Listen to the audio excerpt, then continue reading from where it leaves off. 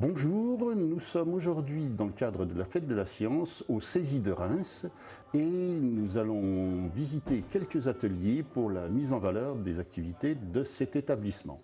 Donc, le CESI de Reims est habituellement considéré comme un établissement qui forme des ingénieurs en informatique, mais en réalité c'est beaucoup plus large. Il forme également au management, il forme à l'organisation, à la logistique et naturellement à toutes les techniques de l'informatique, quelles qu'elles soient, et très variées.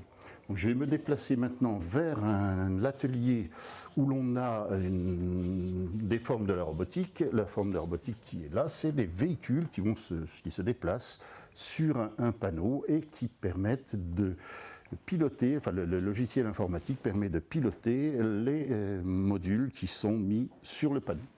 Donc je vais m'adresser tout de suite à l'animateur de cet atelier pour pouvoir lui poser quelques questions et voir avec lui ce qu'il présente. Alors bonjour. Bonjour. Bonjour. Donc qu'est-ce que vous présentez exactement aujourd'hui? Alors aujourd'hui on présente une voiture autonome capable de cartographier une carte en fait.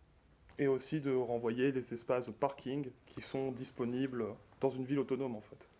Donc ici évidemment c'est un prototype. Donc on va avoir un truc beaucoup plus petit format qu'une ville. Dans cette présentation, pour vous, quelle est la partie scientifique de l'opération?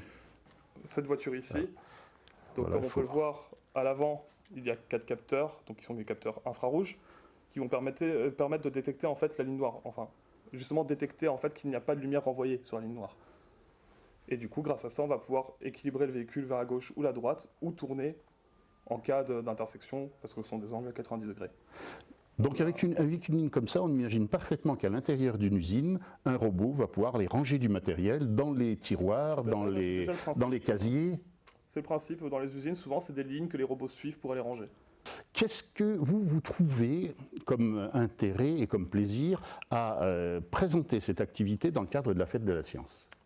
Déjà, en premier lieu, le partage de connaissances, même si en soi on doit vulgariser la chose. Et justement, la vulgarisation, c'est aussi un travail, apprendre à représenter un truc complexe à des gens qui ne sont pas forcément formés dans ce domaine. Merci beaucoup. On va passer maintenant vers une autre équipe, vers le Fab Lab de votre école. C'est ça. Merci, bonne continuation et bonne fête de la science. Merci, au revoir. Au revoir. Et alors donc maintenant on se dirige vers le Fab Lab de façon à voir les réalisations qui sont faites ici et des techniques, et finalement on est habitué à voir dans les Fab Labs quelque chose de très numérique, et ici on va voir que ce n'est pas la seule solution, il y a plein de possibilités. Voilà, bonjour, donc ici je viens vous interviewer, alors je vais essayer de nous cadrer, voilà, alors je vous présente l'animateur du Fab Lab, vous êtes Jonas Topin. Très bien. Et donc ici, qu'est-ce que vous faites exactement? Donc le but c'est de concrétiser différents projets. Donc on a une idée ou on a un projet qu'on doit faire en cours, et du coup le but c'est de le réaliser avec les différents outils qu'on a à notre disposition. Donc ça peut être la découpe laser ou l'implémentation 3D, ou tout simplement à la main avec différents outils. Voilà. Alors on dit à la main avec différents outils. On va démarrer d'ici. Qu'est-ce que vous avez réalisé qui est derrière vous? Ici c'est tout simplement une grue qui est faite avec des seringues, donc avec de la pression, donc un peu à la façon d'une grue hydraulique.